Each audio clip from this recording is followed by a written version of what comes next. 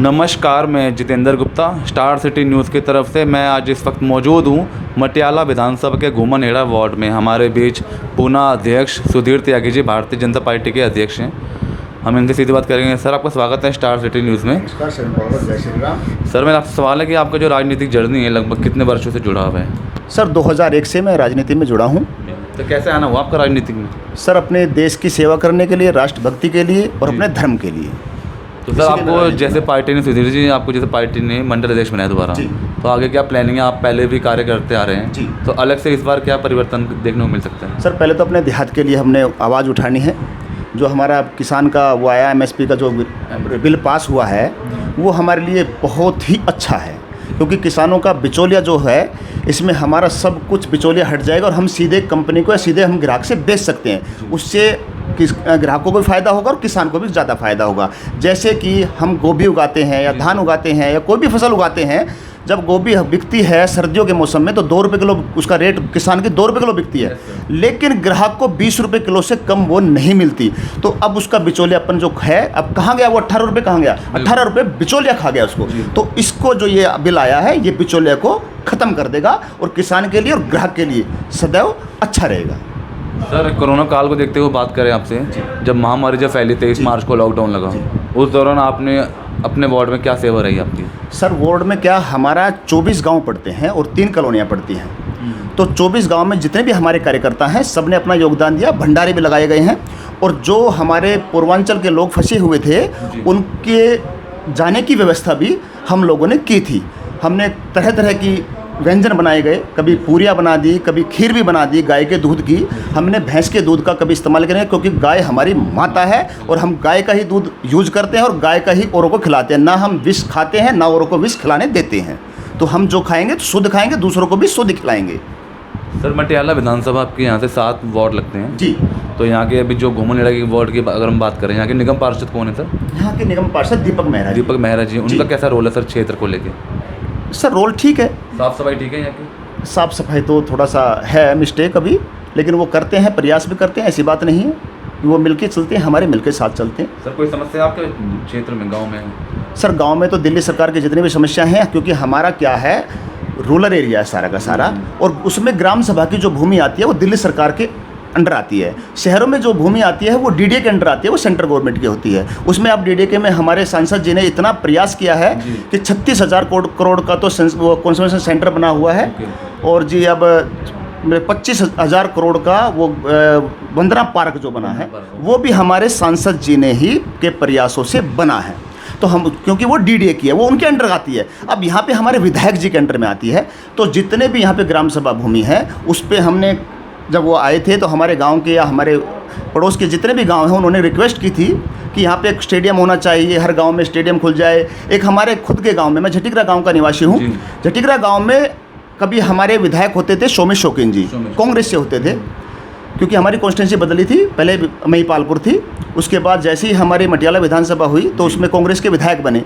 तो हमारे गाँव में ना वो दिल्ली सरकार का एक हॉस्पिटल है 100 बेड का, उन्होंने बाउंड्री तो करा दी, उसके टाइम पे बाउंड्री हो गई, लेकिन हमारे गुलाब जी तो उसके बाद खैर खबर लेने भी नहीं पहुँचे हैं और ना कोई खबर लेते हैं। वो सीधा मना करते हैं। क्यों मना करते हैं? क्योंकि उसमें बजट कम से कम 100 करोड़ रुपए का लगे, 80 करोड़ रुपए लगे, चाहे कितना भी लगे, उसमें कहते हैं कि हमारे पास बजट नहीं है। अरे हम तो सिर्फ ये एक रिक्वेस्ट करते हैं हमारे अपने विधायक जी से कि हमें सिर्फ ये डिस्पेंसरी का हॉस्पिटल बना दो। मेरे गांव में डिस्पेंसरी है, लेकिन हमें हॉस्पिटल की मांग है, जो कि अप्रूव्ड हो चुका है, काफ़ी पहले हो चुका है और उसकी 4 दीवारी बाउंड्री भी की हुई है, ग्राम सभा भूमि है, दी भी हुई है, उसका नाम भी है, लेकिन उसकी खुद शब्द खबर कुछ भी नहीं है। ना हमारे पास ग्राउंड है खेलने के लिए किसी भी गांव में। एक गांव है घुमनहेड़ा, उसमें ग्राउंड है, लेकिन और किसी भी गांव में ग्राउंड नहीं है। सर, पानी और सीवर की क्या व्यवस्था है? सर पानी की तो ऐसी है, गर्मी में ये लगा लो 12-12 बजे 1-1 बजे तक जागता था, सभी जागते थे, पूरे देहात की समस्या है। और जब हमारे गांव के रात को 11 बजे विधायक जी के घर पहुंचे तो उनके पिताश्री मिले, पिताश्री से उन्होंने बातचीत की कि भाई हमारा पानी नहीं आ रहा। वाल्मीकि समाज से लोग गए थे कि हमारा पानी नहीं आ रहा। वो बोलते हैं कि जब मेरे घर में पानी नहीं आ रहा तो मैं तुम्हें कैसे पिलाऊं? तो ऐसे बोला गया उनसे। सर, मैं ये जानना चाहता हूँ, दिल्ली में आपकी सरकार नहीं बन पा रही, लगभग 22 साल होने जा रहे हैं, और केंद्र में बन रही है, एमसीडी में बन रही है, मगर दिल्ली में नहीं बन पा रही दुर्भाग्यवश। जी। इसका क्या कारण मानते हैं? सर इसको मैं भी दुर्भाग्य समझूंगा, बिल्कुल सही कहा आप प्रश्न आपने।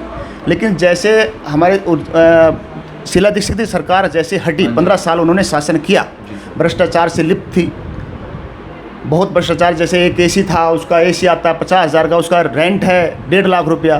तो ऐसे उन्होंने पब्लिक ने उसको उतार दिया। जब हमारी 26 सीटें आई, जब केजरीवाल जी आए, झूठ बोलकर आए, खंबे पे चढ़ के आए, देहात में हम ये कर देंगे, देहात में लाल डोरा बढ़ा देंगे, एक स्कूल वो कर देंगे, नया स्कूल बना देंगे, एक कॉलेज बना देंगे देहात के अंदर।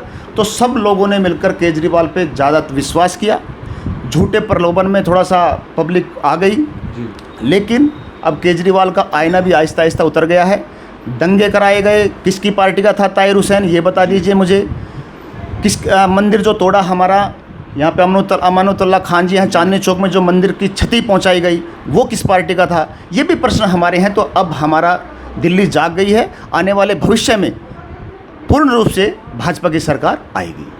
सर मोदी जी को लेके हम बात करेंगे। मोदी जी जिस प्रकार देश को लेकर काम कर रहे हैं, क्या लगता है देश कितनी मजबूती की ओर जा रहा है? सर वर्ल्ड के अंदर मोदी जी का नाम है, देश तो है ही है, लेकिन वर्ल्ड में मोदी जी का नाम है। उन जैसा प्रधानमंत्री कोई ना है और ना कभी आने वाले समय में हो सकते हैं। और अपना जितना भी अपना मोदी जी को बनाया था हमने, पब्लिक ने, पूरे हिंदुस्तान ने वोट दिया था, जिस पर्पज़ से बनाया था वो पर्पज़ से काम उन्होंने किया है। और वो जितना राम मंदिर का हुआ मुद्दा, 370 का हुआ मुद्दा, और अपना 3 तलाक का हुआ मुद्दा, CAA का हुआ, अभी आने वाले समय में ये तो ट्रायल है, अभी पूरी पिक्चर अभी बाकी है। ये लोकसभा है पश्चिमी दिल्ली, यहाँ के जो सांसद हैं परवेश वर्मा जी, उनका कैसा रोल है सर? वो दूसरी बार यहाँ से सांसद चुने हैं, सर कैसा काम है? पहले भी दिल्ली के अंदर सबसे ज़्यादा वोटों से विश्वास दिया जनता ने, और अब भी पूरी सबसे ज़्यादा हिंदुस्तान के अंदर 5वें नंबर पर उनको विजय दी। वो किस कारण दी? उनके कार्य के अनुमति से दी। और उनका रोल तो ये लगा लो, वो तो हमारे हृदय में बसे हुए हैं। हमें गर्व है कि हमें ऐसा परवेश वर्मा जी हमारे भाई साहब हैं, उन जैसा सांसद मिला। मेरे रोंग खड़े हो रहे हैं, देखिएगा कि हम उनका नाम लेते ही मेरे रोंग खड़े हो जाते हैं। तो उनकी तुलना मैं किसी और सांसद से नहीं करना चाहता। वो हमारे रोल मॉडल हैं, वो मेरे आदर्श हैं, और वो युवाओं के दिलों में बैठे हुए हैं। युवाओं का प्यार और हमारा विश्वास सदैव उनके साथ रहता है, और वो हमेशा युवाओं के साथ खड़े होते हैं, पूरे क्षेत्र के साथ खड़े होते हैं। पूरे क्षेत्र की जितनी समस्याएं हैं वो सुनते हैं और उस पर अमल भी करते हैं। कितना कार्य किया उन्होंने DDA का, यहाँ पे द्वारका में दिख जाएगा। अब यहाँ पे ग्राम सभा भूमि है, अब रावता गांव डूबा हुआ है। उन्होंने बोला है कि जितना प्रयास मेरे पे होगा मैं उससे ज़्यादा करूँगा, और दिल्ली सरकार के खिलाफ धरना प्रदर्शन भी, और LG को लेटर भी लिखा उन्होंने। हर तरह से प्रयास वो करते रहते हैं। और मैं फिर यही कहूँगा अपने सांसद जी के बारे में, फिर मेरे रोंग खड़े हो गए हैं। और ऐसा सांसद हमें बार बार मिले, हर जन्म में मिले, और पूरे जब तक हमारी ये लोकसभा, पश्चिमी लोकसभा है, तब तक हमें ऐसे परवेश वर्मा सांसद मिलते रहें।